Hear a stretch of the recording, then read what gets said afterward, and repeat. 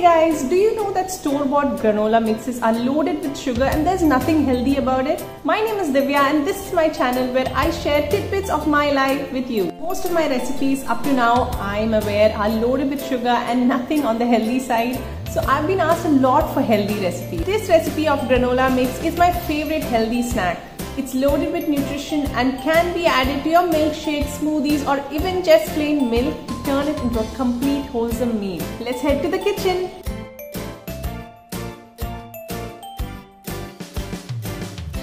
First, let's take a look at our ingredients. So the star of this recipe is the oats, and you can use any kind of oats.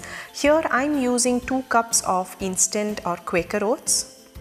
Then we need 1.5 cup of any nuts that you like.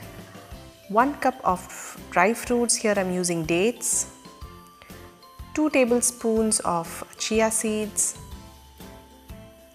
2 tablespoons of peanut butter, and this is homemade peanut butter, salt and cinnamon powder to taste. The next 2 ingredients are completely optional, but I would always add 1/2 cup of dark chocolate and 1 spoon of desi ghee. To bind it, we need some good organic raw honey, and for some extra flavor I'm adding a few drops of vanilla. First we want to dry roast our oats, and this should take about 5 to 6 minutes, and you want to do this until the oats have a nice fragrant toasted smell. I'm using roasted nuts in my recipe, so I just want to grind this out until it's still a little coarse, so this will add a nice texture to the granola mix. So I'm going to add the roasted oats and the grinded nuts into the tray, and I'm adding my chia seeds and my dates to the mixture.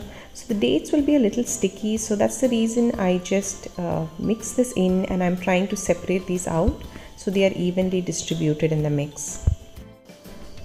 Next, we can season this with a good pinch of salt and cinnamon. So this is totally up to you, but I added 2 pinches of salt and 3 pinches of cinnamon. Again, we want to give this a good mix and make sure it's well distributed in the mix.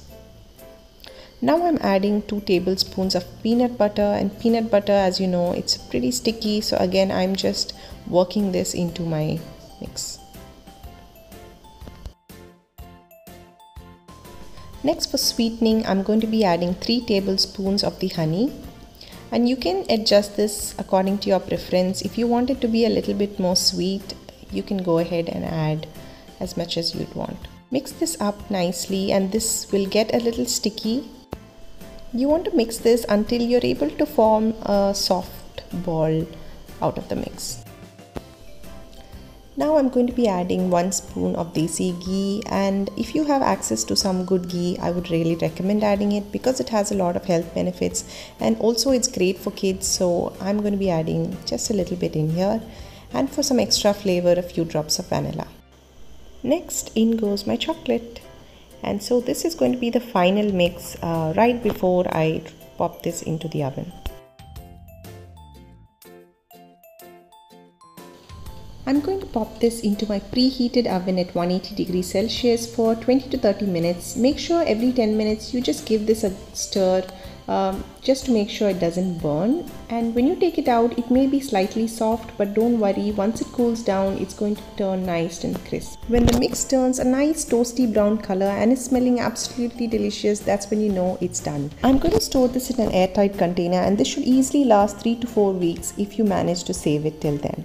This recipe is really easy to make and is way better than the Kellogg's or the box cereals that we get. If you like this video, give it a thumbs up. Make sure you subscribe to my channel. I'll see you again next week with a new video. Until then, take care. It's me, Devi, signing out.